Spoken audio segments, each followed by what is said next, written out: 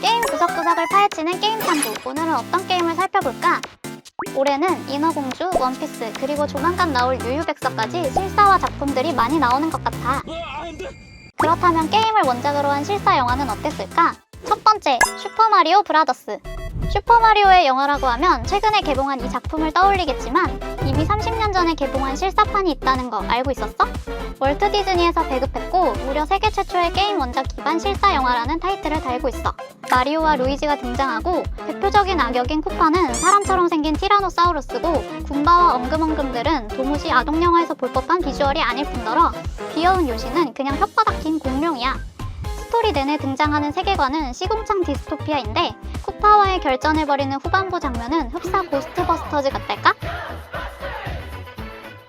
디즈니 측에서는 이 영화가 흥행하면 디즈니랜드의 슈퍼마리오 놀이기구를 만드는 것까지 생각했었다고 하는데 당시 국내에도 개봉한 이 괴작은 쥬라기 월드와 경쟁하며 명예로운 죽음을 맞이했어. 두 번째, 스트리트 파이터. 이번 항저우 아시안게임의 우승 종목이었던 스트리트 파이터도 영화가 있어. 스트리트 파이터 2를 기반으로 만든 영화로 영화의 주인공은 라이유나 켄이 아닌 가일로 장클로드 반담이 연기했어. 샤달루 제국의 바이슨 장국이 납치한 인질들을 가일이 이끄는 연합동맹군이 구해낸다는 나름 정석적인 히어로물 스토리야. 슈퍼 스트리트 파이터 2를 기준으로 페이롱을 제외한 전 캐릭터가 등장하지만 외모만 봐도 원작 재현도의 편차가 좀 심한 편이야. 평가는 나쁜 편이지만 한두 발짝만 물러서면 익숙한 캐릭터가 등장하기도 하고 그럭저럭 볼만한 액션씬에 스케일도 상당히 크고 개그씬도 섞여 있어서 나름 재미있게 볼 수 있었어. 그래서인지 제작비의 2배 이상을 벌어들이며 흥행에 성공했고 최초로 상업적 성공을 거둔 게임 원작 실사 영화로 역사에 남았지. 세 번째, 레지던트 이블. 밀라 요보비치 하면 생각나는 대표작 레지던트 이블도 캡콤의 바이오 하자드 시리즈의 실사 영화야. 엄브렐러 사와 티 바이러스, 질 발렌타인, 알버트 웨스커, 에이다 웡, 레온 등의 주요 인물들과 몬스터들의 설정만 따온 오리지널 전개인데 10년이 넘도록 흥행하며 프랜차이즈를 유지시켰고 뇌절이긴 했지만 6작품을 만들며 주인공 앨리스의 서사를 완결시켰다는 점에서는 존경할 만한 시리즈야. 밀라 요보비치에게는 남동생이 좋아하는 게임이라 출연한 작품에서 감독과 결혼을 했고 마지막 편에서는 둘의 딸도 출연했으니 그야말로 인생 영화라고 말할 수도 있겠네. 레지던트 이블 실사 시리즈는 2021년에 리부트 영화까지 냈고 2022년 넷플릭스 드라마로도 제작되는데 둘 다 언급조차 되지 않을 정도로 망해버렸지 뭐야. 네 번째, 사일런트 힐. 코나미에서 만든 동명의 호러 게임을 원작으로 하고 있는 영화로 게임 원작 영화 중에서는 몇 안 되는 수작이라고 생각해. 특유의 비주얼과 심리적인 불쾌함을 잘 살렸지. 벗어날 수 없는 안개 속에 둘러싸인 텅 빈 마을과 사이렌이 울리며 이면세계로 넘어가는 연출도 인상적이었고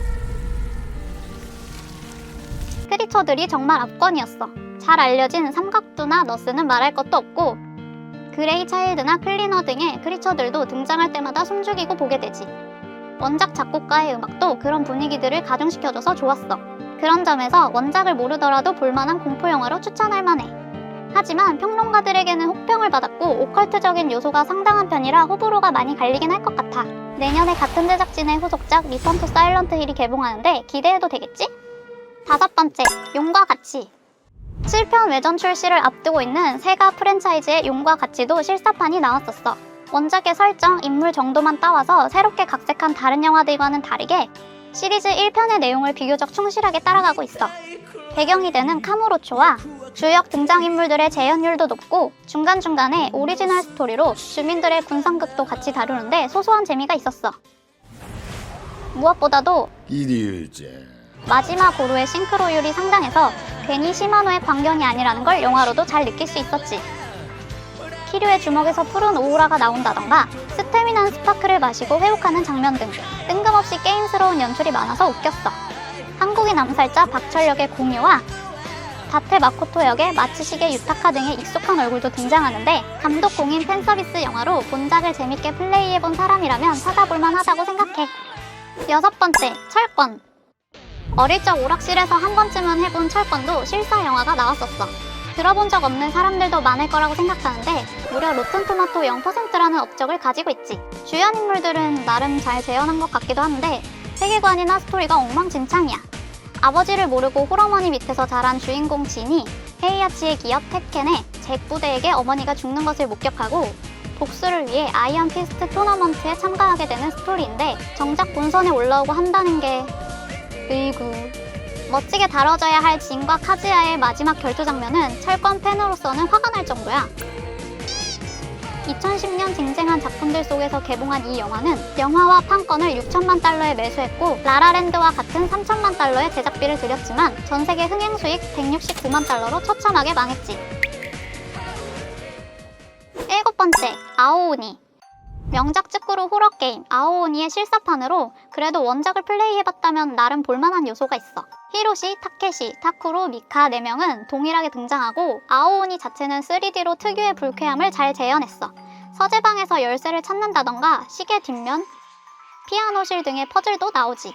다만 주인공 슌이 작중해서 만든 게임이 아오오니고 그 게임이 실제로 현실에 구현돼 버렸다는 설정이라 방탈출의 느낌보단 이미 답을 다 알고 과정만 따라가는 느낌이었지.